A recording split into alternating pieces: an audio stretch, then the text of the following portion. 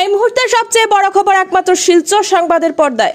Cachar police ও আসাম রাইফেলসের যৌথ অভিযানে বিপুল পরিমাণে হেরোইন ও আগ্নেয়াস্ত্র উদ্ধার সহ একজন আটক।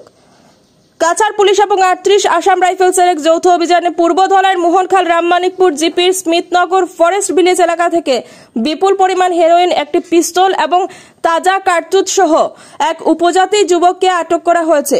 এই ঘটনায় এলাকায় তীব্র চাঞ্চল্যের সৃষ্টি হয়েছে।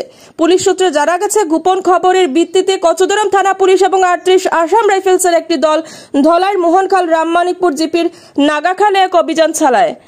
একটি যাত্রীবাহী অটো থেকে দুই মাদক পাচারকারীকে আটক করার চেষ্টা করলে পাচারকারীরা পিস্তল ঠেকিয়ে পালানোর চেষ্টা করে। তবে প্রাণের ঝুঁকি নিয়ে এক পুলিশকর্মী একজনকে পাকড়াও করতে সক্ষম হলেও অন্যজন পালিয়ে যায়।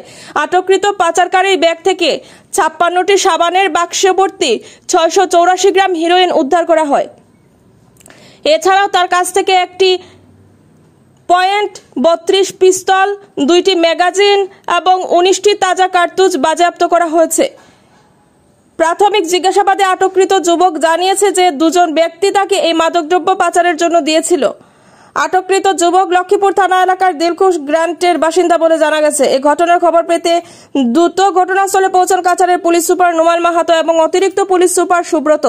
এছাড়া অভিযানে উপস্থিত ছিলেন সদর থানার ভারপ্রাপ্ত কর্মকর্তা, কচুদরম থানার ভারপ্রাপ্ত কর্মকর্তা অপূর্ব বোরা, সোনার সিআই রবিন টিমুং সহ আসাম রাইফেলসের উচ্চপদস্থ আধিকারিকরা। এই বৃহৎ সাফল্য মাদক পাচার চক্রের বিরুদ্ধে পুলিশের চলমান অভিযানের একটি গুরুত্বপূর্ণ অংশ।